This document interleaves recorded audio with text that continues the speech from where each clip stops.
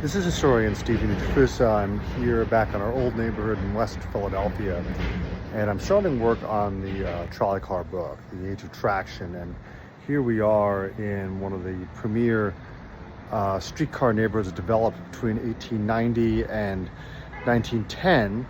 And it is actually pretty amazing, considering the issue about urban housing, how much housing was built in Philadelphia during the Gilded Age between 1890 and 1910.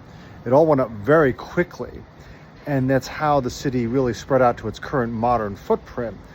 And it's an interesting contrast to today, where housing is very hard to build in these urban areas.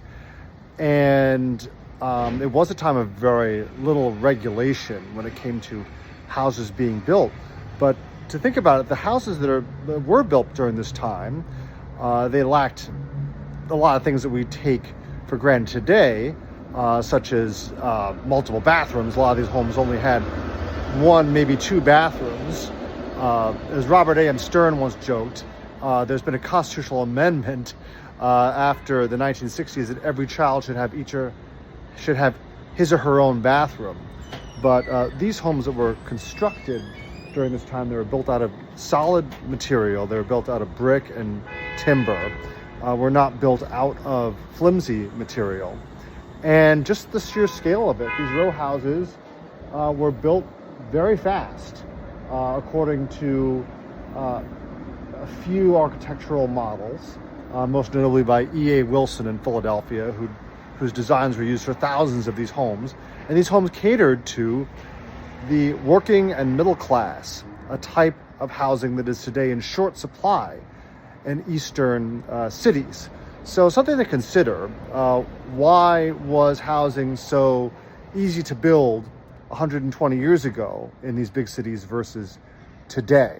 And these homes were huge steps up from the crammed conditions in the old part of Philadelphia in the river wards.